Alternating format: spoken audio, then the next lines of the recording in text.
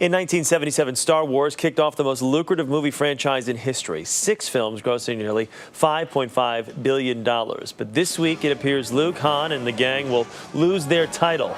Harry Potter and the Deathly Hallows, the 7th film in the series, is now in theaters, and the box office force is clearly with The Wizard of Hogwarts. Joining us now, senior editor at In Touch magazine, Amy Palmer. Amy, good morning. Good morning, Chris. I cannot believe this. Has me up in arms. I know. Can you believe it? Star Wars? Come on. Star Wars will be dethroned very, very soon, probably after Thanksgiving, by Harry Potter, which is huge. It's massive. I mean, just in one day alone, $24 million. And that was on the opening right this week, It was right? On Thursday night. So what is it about Harry Potter that's got everybody just so over the moon? It's the universal themes: love, redemption, good versus evil. But let's not forget that these books have sold 400 million copies worldwide. And it's a generation, so children and parents, they keep coming back to this movie because they're invested in the characters. Hey, Star Wars and that whole group, they had the same thing, you know. They did. I mean, Jabba the Hutt, Han Solo, that relationship, who doesn't remember that? Of course, Princess Leia, Han Solo, we love that, but it's a new generation, and I think with technology and the internet,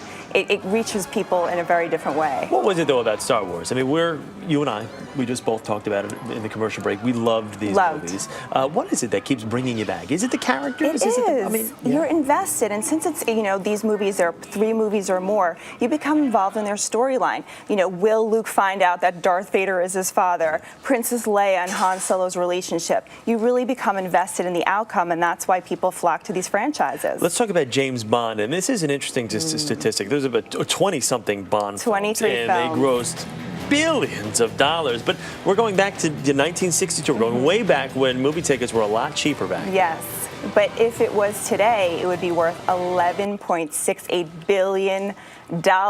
So, I mean, can you imagine? And the franchise now with Daniel Craig is so successful. Each of his movies, the 2 movies, grossed $500 million worldwide. So this is something that's never going to go away. It's a money-making machine right now. It really is. Also, the Shreks, which have been very popular and done very well, and you can kind of keep churning those out, right? Yeah, and parents love taking their kids, and parents get the humor, too. It reaches people on a lot of different levels. That's what happens when A-list actors meet A-list animation. Cameron Diaz, Eddie Murphy, Mike Myers. So that's huge. That was a really successful run for DreamWorks. Easy way for these stars to make a good buck, too. It's the whole animation, the voiceover thing. Absolutely. They just show up in their sweatpants. Lord of the Rings, are there going to be any? I mean, well, now that they're going to be focusing on The Hobbit, which is another book by Tolkien, and that is going to be huge as well. I think Peter Jackson really took that franchise to a whole nother level. I don't know if you saw it, but the special effects. Chris, what are you doing? You're not seeing any of these movies. It didn't do it for. I don't know what it is. They're great movies. I mean, look at the action there and the special effects. It really is absolutely amazing what's going on in movie making today. Work on that sequel for Top Gun. I'll go see that.